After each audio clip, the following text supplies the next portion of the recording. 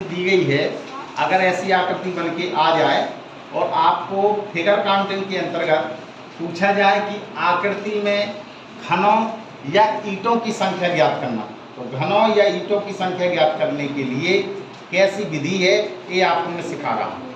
ठीक है, आपको चित्र बनाना नहीं है, चित्र आपको बन के पेपरों में हमेशा दिया जाएगा।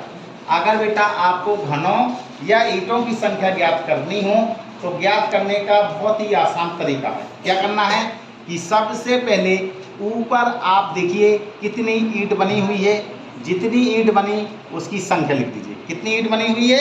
एक। अब आपको इस ईंटों के सामने जो संख्या लिखनी है वो आप कैसे लिखेंगे?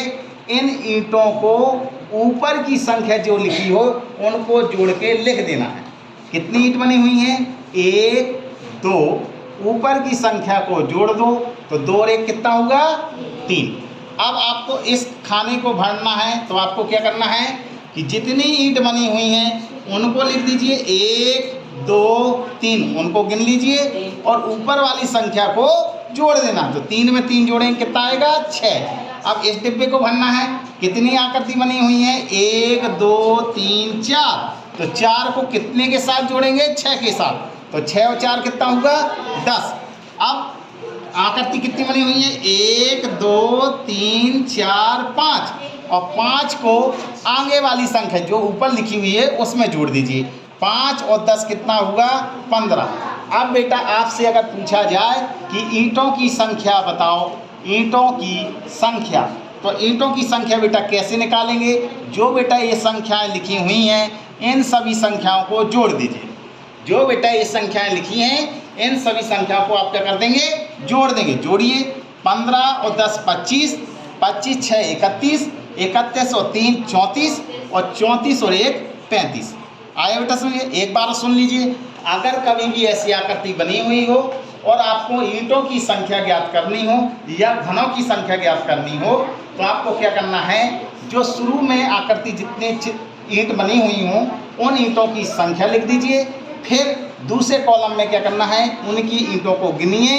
जितनी ईंटें आए उसको ऊपर वाली संख्या में जोड़ते हुए लिख दीजिए। इसी प्रकार से आगे खाना भरने के लिए ईंटों की संख्या को गिनेंगे, जितनी संख्या आएंगी ऊपर की संख्या को बढ़ते और जोड़ के लिख दीजिए। इस प्रकार से इन सभी चीज़ों को जोड़ते हुए लिखना है। बाद में आपको ईंटों की संख्या कैसे ज्ञात करनी है? जो आपकी ये संख्याएं लिखी हुई हैं इन सभी संख्याओं को आपस में जोड़ देंगे। तो इस प्रकार से हम ईंटों की संख्या ज्ञात कर लेंगे।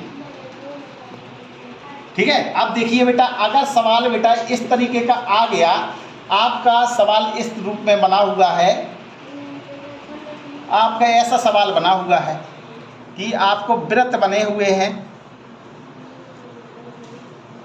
ऐसा प्रश्न दिया गया है और आपसे कहा जाए कि वृत्तों की संख्या ज्ञात कीजिए। क्या ज्ञात करना है बेटा?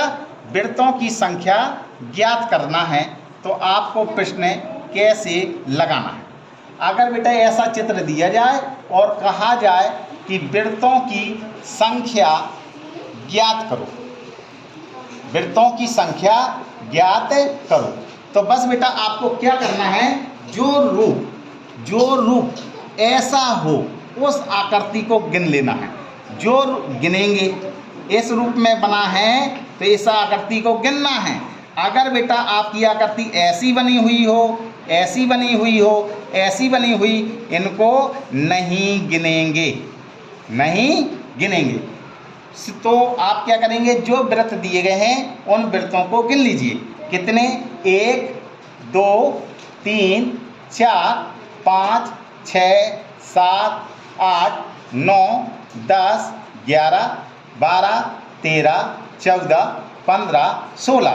तो इस प्रकार से वृत्तों की संख्या कितनी आई हुई है? 16। क्या करेंगे? सभी वृत्तों को गिने, सभी वृत्तों को गिन लेंगे। आए बेटा समझ में? तो अगर आपकी आकृति कभी भी ऐसी बनी हुई हो और आपसे पूछा जाए कि वृत्तों की संख्या ज्ञात कीजिए, तो आपको जो इस रूप में बना हो, बिल्कुल गोल रूप बना हो, उस आकृति को गिन लेंगे और जो आकृति ऐसे बनी हुई हों उन आकृतियों को नहीं गिनेंगे।